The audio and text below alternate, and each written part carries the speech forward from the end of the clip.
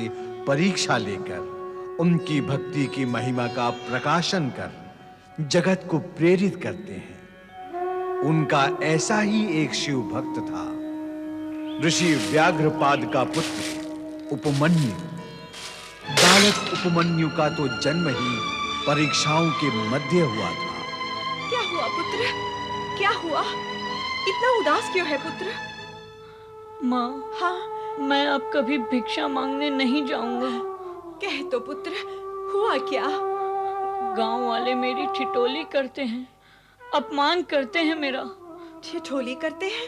हाँ, वह कहते हैं कि इतने बड़े ऋषि व्याघ्रपाद के इस मूर्ख पुत्र को न तो मंत्र पढ़ना आता है, न पूजा पाठ करवाना आता है, और कहते हैं कि जब इसे धर्म का ज्ञान नहीं, कुछ काम भी नहीं आता, तो इसे भिक्षा क्यों दें?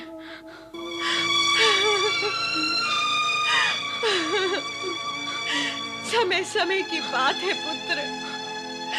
एक समय वो भी था जब इसी गांव में तेरे पिता का इतना सम्मान था कि गांव वाले स्वयं ही भेंट में इतनी सामग्री दे जाते थे कि हमें भिक्षा की आवश्यकता ही नहीं पड़ती थी।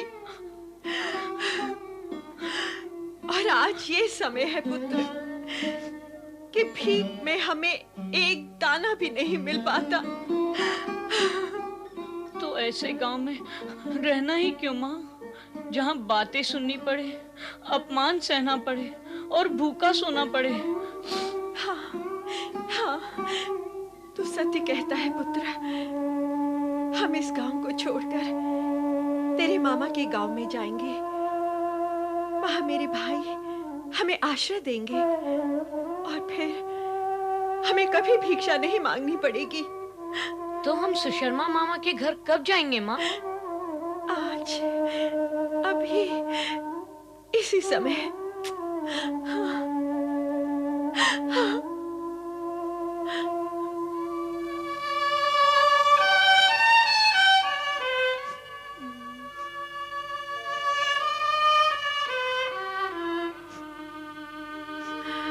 स्वामी, क्षमा करें स्वामी।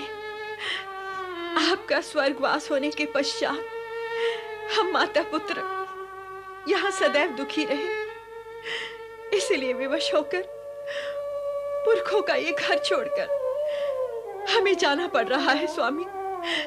क्षमा करें, क्षमा करें।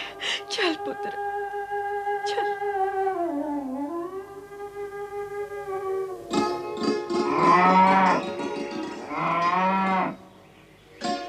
माँ, हाँ माँ, यहाँ तो बहुत सारी गायें हैं। यहाँ तो दूध अवश्य मिलेगा ना? हाँ हाँ, पहले चलकर तेरे मामा से मिलने चल।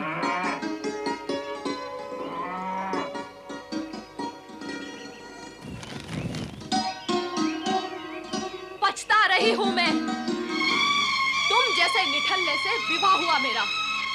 एक भी सुख जिसे कहते हैं वो दिया नहीं तुमने। छोटी छोटी वस्तुओं के लिए भी तरसती रही हूँ मैं। ये तुम क्या कह रही हो तारा? अरे वही कह रही हूँ जो सच है, और सच बहुत कड़वा होता है ना? यदि मेरे पुरोहित पिता ने मेरा विवाह किसी राज पुरोहित से किया होता तो आज मैं रानी महारानी जैसा सुख भोग रही होती। हाँ माँ, मामी जोर से बोल रही हैं और मामा कुछ नहीं बोल रहे। भाग्य में ढंग का पति रही तो सुख कहाँ से मिलेगा? सुख तो आ गए भीख मांगने के लिए। जाओ, भाग जाओ यहाँ से। अरे टुकुर टुकुर मुंह क्या देख रही है मेरा? जाती है या नहीं? देखिए, मैं देविका हूँ, आपकी ननद हूँ। आप मेरी भाभी हैं। मैं भिखारन की भाभी? नहीं नहीं, मैं भिखारन नहीं हूँ। मैं तो तुम्हारे पति सुशर्मा की बहन हूँ। और ये तुम्हारा भांजा है उपमन्यु। इसे लेकर मैं अपने भैया से मिलने आई हूँ। भैया? हाँ। तो ये भैया हैं तुम्हारे? हाँ। मैं जानती थी, सूखे पेड़ की तो बेल भी सूखी ही होगी। फटेहाल भैया की बहन भी तो फटेहाल ही होगी। देविका, मेरी बहन। मामा। भैया। बस कर मेरी बहन, बस कर। मैं बहुत दुखी हूँ कि तेरे दुख में भागीदार नहीं बन सका। जीजा के न रहने का समाचार पाकर भी तेरे आंसू पहुंचने नहीं आ सका। इस इतने बड़े संसार में हम दोनों को कोई आश्रय नहीं मिल सका भैया, इसलिए हम दोनों आपके पास चले आए। हम माँ बेटे को आश्रय तो मिल जाएगा ना? नहीं, तुम्हारा भैया कोई सेठ, साहूकार या राजा महाराजा का दरबारी नहीं है जो मेरा और इकलौते बेटे का ठीक तरह से पेट नहीं भर सकता। वो तुम्हें कहां से लाकर खिलाएगा? हाँ? तुम दोनों भाई बहन चौखट के बाहर ही रोना धोना करके आंसू पोंछ लो एक दूसरे के, और वहीं जाकर पोंछो जहां से आए हो, समझे? ऐसा ना कहो तारा, सोचो तो, देविका मेरी बहन है, वो दुखी है। तो हम कहां सुखी हैं? दूसरों का दुख दूर करने के लिए हमने किसी को वचन नहीं दिया, प्रतिज्ञा नहीं की है। दूसरा यहाँ कौन है? देविका तुम्हारी नंद है, तुम उसकी भाभी हो। बस बस, दुखी होकर मैं भाभी का सुख भोगना नहीं चाहती। तारा, अमावस्या के अंधकार में अपनों का दुख दूर करने के लिए स्वयं जो थोड़ा सा दुख भोगना पड़ता है, उसके भीतर से ही शरद पूर्णिमा का जन्म होता है। बस बस, ये ऋषि मुनियों वाली भाषा मुझे मत सुनाओ। मैं व्यवहार की भाषा बोल रहा हूँ तारा। तुम चाहो तो परीक्षा लेकर देख लो। मैं कह रही हूँ कि अब बस करो, और तुम हो कभी पूर्णिमा, कभी भाषा और परीक्षा के नदी पहाड़ लांघते ही चले जा रहे हो गया ना भाई बहन का मिलन। अब अपनी बहना से कहो कि बहना, जा वही जहाँ से आई है।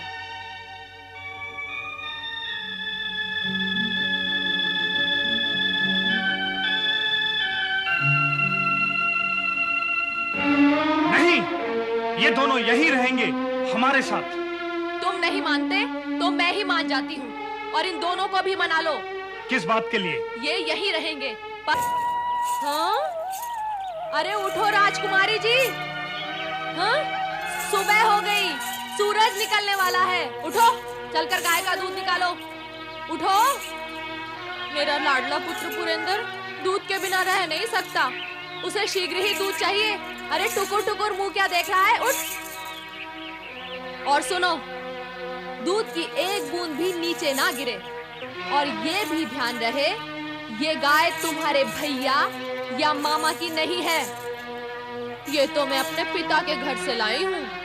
यदि ये गाय मैं नहीं लाती तो मेरा निकम्मा पति मुझे और मेरे पुत्र पुरेंद्र को भूखा ही मार देता। हाँ, चलो उठो।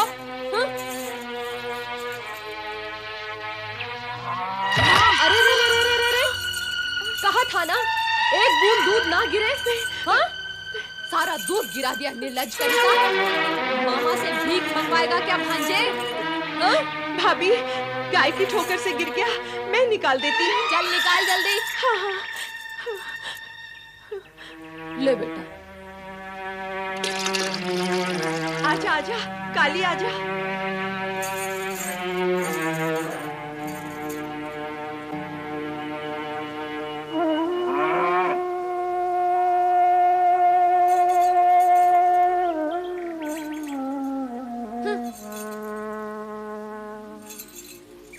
पी ले, जल्दी जल्दी पी।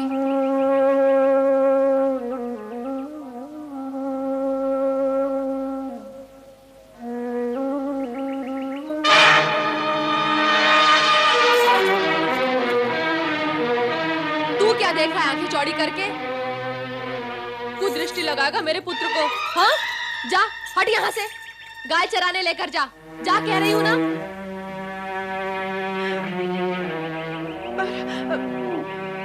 ले, और दूध पी ले।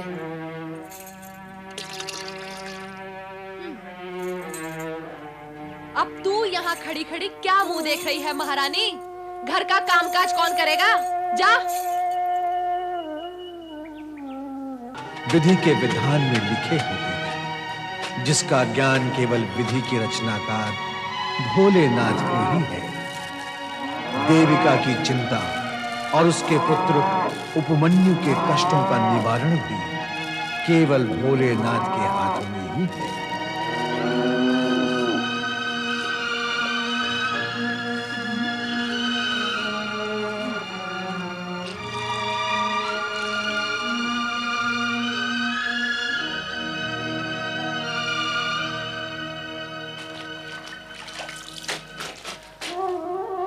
इस भूख से तो अच्छा था अपने गांव में ही भिक्षा मांगकर पेट भर लेते। वहां अपमान था, वह तो यहाँ भी है। मारे भूख के प्राण बाहर आ रहे हैं।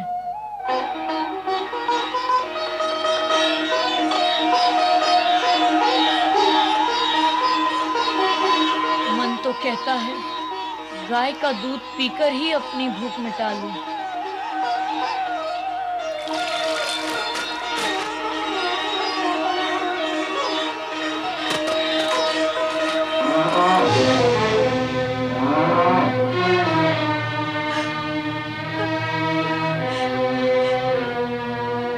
नहीं नहीं, चोरी करना अपराध है। चोरी करने से तो भूखा रहना अच्छा है। माँ, माँ, उपमन्यु बेटा, माँ, इतना काम करके भी भूखा ही रहना पड़ता है, तो यह हम अपने गांव में भी कर सकते हैं। चलो माँ, अपने गांव लौट चलें। गांव बदलने से भाग्य तो नहीं बदल सकता है पुत्र। हमारे ये दुर्दिन भी समाप्त हो ही जाएंगे। भगवान पर विश्वास रख पुत्र।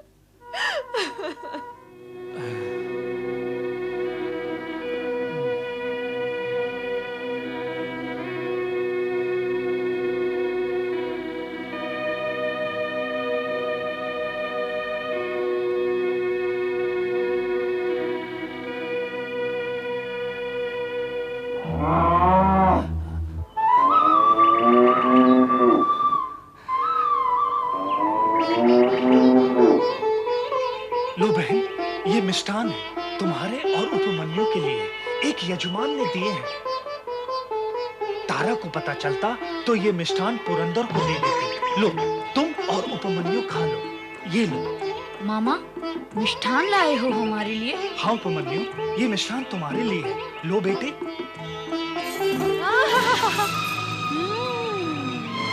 मिष्ठान, लड्डू। तुम्हें लाज नहीं आती? अपने पुत्र को मिष्ठान ना देकर पराये पुत्र को प्रसन्न कर रहे हो, हाँ? अरे कैसे पिता हो? धिक्कार है ऐसे पिता पर। उपमन्यु क्या पराया है? मेरी बहन का पुत्र क्या पराया है? भांजे पराये होते हैं क्या? ओहो, भांजे के मामा जग में पहले अपने पुत्र के लिए विचार करते हैं, भांजे के लिए नहीं। और ये दोनों माँ पुत्र, इन्हें तनिक भी लाज नहीं आती। जानती है, पुरंदर के खाए पिए बिना इस घर में कोई कुछ भी खाता पीता नहीं। फिर भी मीठा खाने के लिए न जाने कितने जन्मों से इन माँ पुत्रों की आत्मा व्याकुल थी कि इस मिष्ठान पर आंखें गड़ी हुई हैं। हाँ? आज इन्हें दंड स्वरूप भोजन ही नहीं मिलेगा। हाँ, समझे? चलो तुम अंदर, चलो, चल।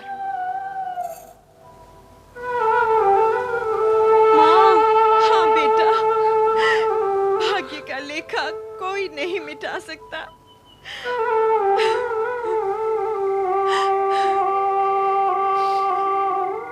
हे भोलेनाथ, हे कैलाशपति, क्या मेरे उपमन्यु के भाग्य में तुमने सिर्फ दुख ही दुख लिखे हैं, एक भी सुख नहीं लिखा।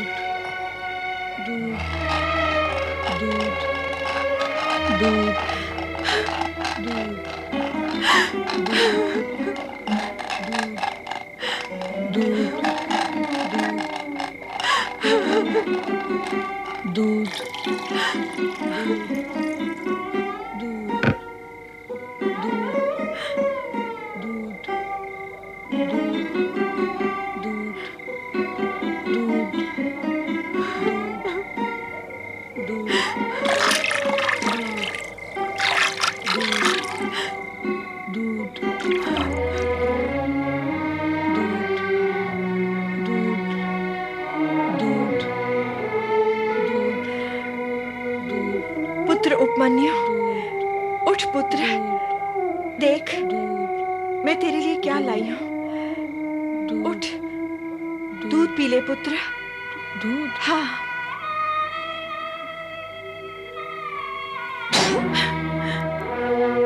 क्या दिया माँ? क्या दिया तुमने मुझे? यह दूध नहीं है। तुमने छल किया मेरे साथ। क्यों किया ऐसा? बोलो क्यों किया ऐसा?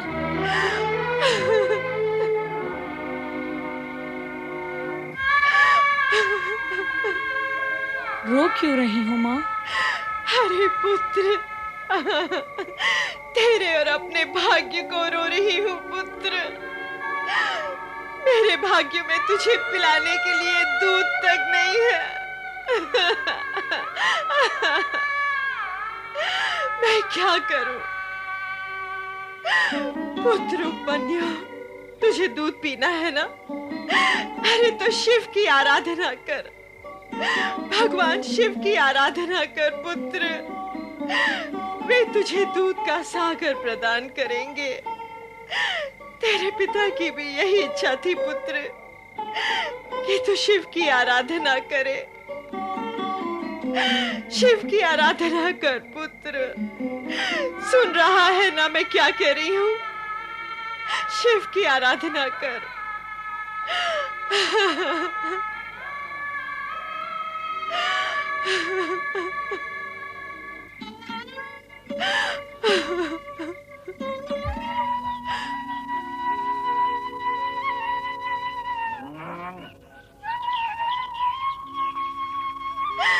पुत्र उपमन्यु, तुझे दूध पीना है ना? अरे तो शिव की आराधना कर, वे तुझे दूध का सागर प्रदान करेंगे। शिव की आराधना कर, शिव की आराधना कर पुत्र। हाँ माँ, मैं शिव की आराधना करूंगा, अवश्य करूंगा। अब मैं घर नहीं आऊंगा। दूध के लिए नहीं, तुम्हारी दुख दूर करने के लिए मैं शिव की आराधना करूंगा। जब मैं भगवान शिव की शरण में जाऊंगा तब तुम्हारे दुखों का अंत हो जाएगा माँ।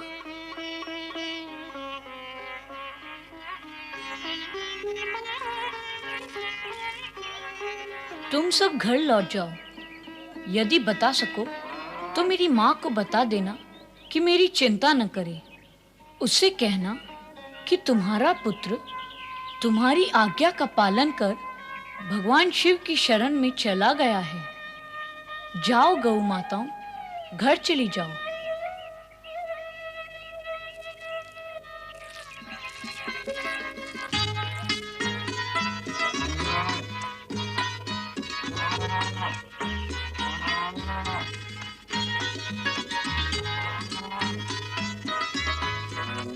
ओम नमः शिवाय, ओम नमः शिवाय, ओम नमः शिवाय, ओम नमः शिवाय, ओम नमः शिवाय, ओम नमः शिवाय, ओम नमः शिवाय, ओम नमः शिवाय, ओम नमः शिवाय, ओम नमः शिवाय।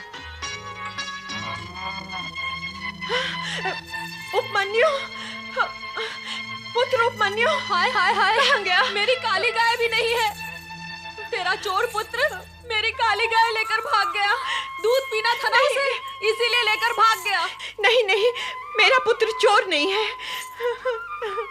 अवश्य गाय कहीं भटक गई होगी, वो उसे ही खोजने गया होगा। गाय मिलते ही वो उसे लेकर आ जाएगा। अब क्या आएगा वो चोर? उसके मन में तो पहले से ही खोट था। दूध का भूखा गाय ले उड़ा, अपनी माँ को छोड़ गया, गाय ले भागा। अब नहीं आएगा वो। नहीं, मैं उसे लेकर आऊंगी।